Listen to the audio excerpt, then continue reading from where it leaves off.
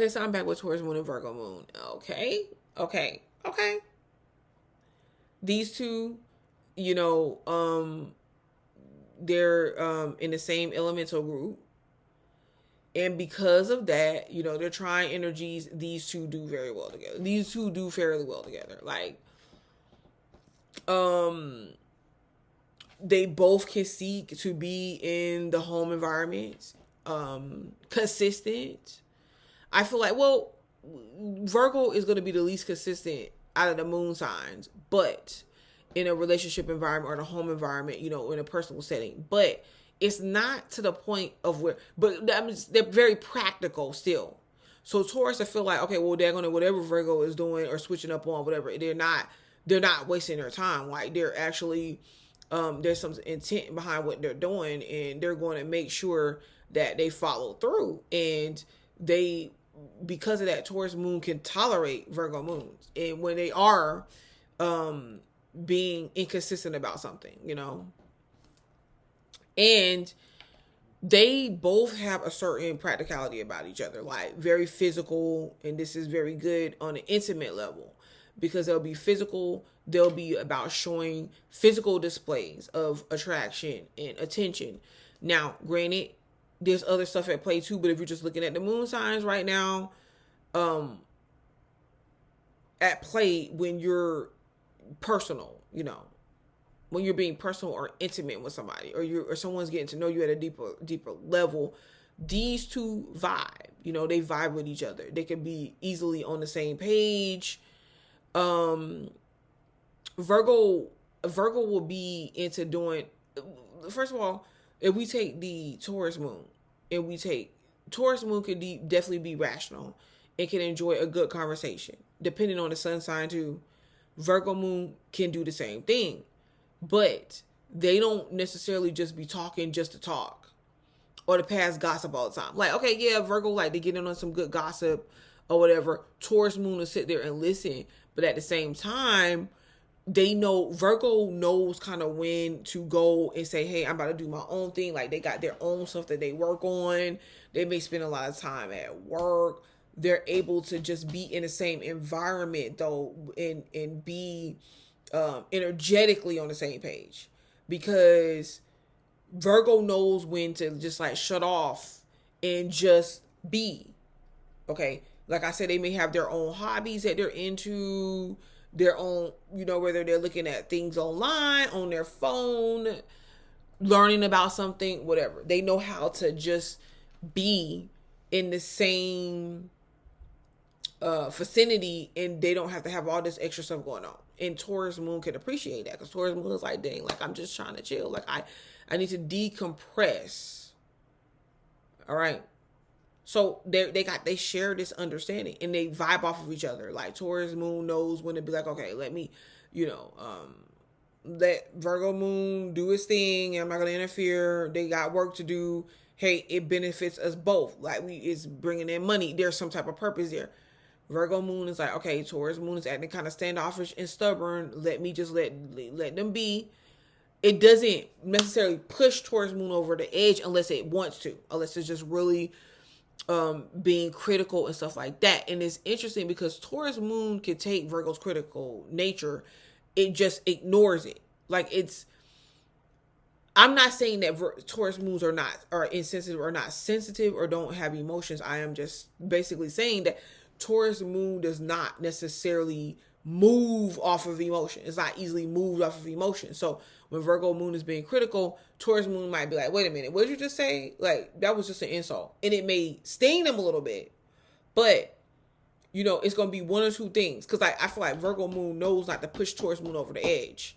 It's going to be one or two things. Taurus moon is going to ignore Virgo moon. Like, okay, I'm about to ignore you or overlook what you're saying or what you're doing. Like, yeah.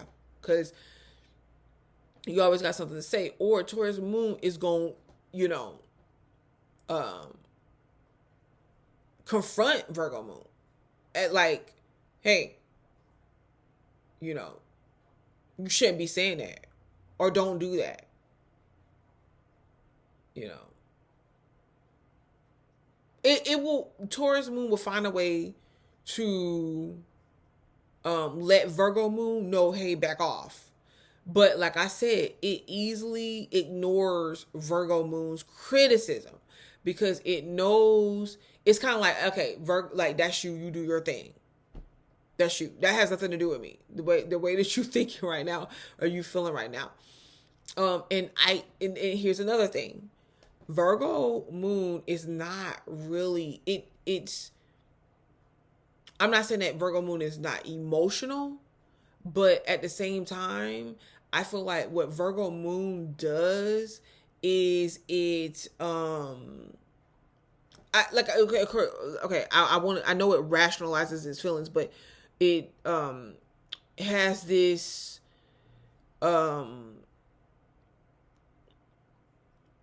almost a cynical response to emotional closeness. Like it wants it, but at the same time, it's like, like, okay, you know, like, you know how I feel about you. Look at what I do for you. I don't do this for everybody. And Taurus moon appreciates that because Taurus moon does not have to get really emotional. It just needs, it's like, hey, Virgo moon, let's hold hands sometimes. Let's kick it. I feel like in their relationship together, the biggest reason why it will last or they are compatible because it serves a purpose. They do things for each other. They help each other out. They're comfortable around each other. Yes, there are some irritations that I feel like, Virgo sometimes very practical nature in criticism could annoy Taurus when Taurus is like, dang, I just want to be beautiful. I just want to vibe. I want to be comfortable, like I want to just enjoy my money and stuff like that. And Virgo being frugal, Taurus might, now don't get me wrong. Taurus, you can see Tauruses with nice things, but at the same time, it don't mean that they necessarily spend a lot of money for it. But on the flip side of it, a Taurus, for nice, comfortable things, a Taurus will spend money on that. Don't get me wrong, especially a Taurus moon. Hey. Whereas Virgo moon is like, like we could get a blanket. We don't have to get that expensive blanket. But Taurus is like, yeah, but when I picked it up and I felt it and I touched it, it was something, it's like what I want. Which is Virgo moon can withstand that too, because it's like, okay, fine, Taurus. Because Taurus moon ain't gonna be necessarily having just like a bunch of useless stuff. Like Taurus's moon stuff is useful. Like you can use it. Like that's what it wants to surround itself with. Like wine and luxury items that it doesn't have to be an arm and a leg, but it's like an investment. And see, Virgo moon respects that because Virgo moon feels like Taurus looks at the relationship as an investment. But don't get me wrong. There's like they can bump heads, like I said, and they could get under each other's skin with little things. But at the end of the day, they're going to be compatible with each other. They just energetically vibe. They have this conversation. They can talk with each other, enjoy life together. But at the end of the day, they're going to have this bottom line understanding. Like, okay, this is, hey, I'm going to let Taurus do their thing. And, I'm not, have their creature comforts or whatever. And I'm going to be over here doing my thing. And Taurus is like, okay, I'm going to let Virgo do his thing. I'm going to let the Virgo work. And I'm going to be over here doing my thing. But at the same time, it just depends because I kind of feel like at times one or the other is wanting attention from each other when that person is either not feeling like it or working or whatever. And, they could kind of have some type of conflict of interest in that way.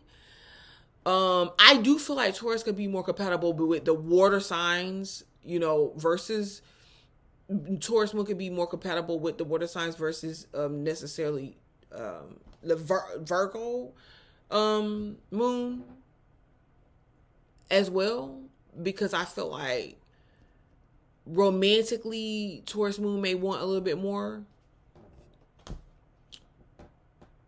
But it depends. But at the end of the day, they're compatible with each other. All right. This is Miss Taurus Moon and Virgo Moon synastry. And I shall return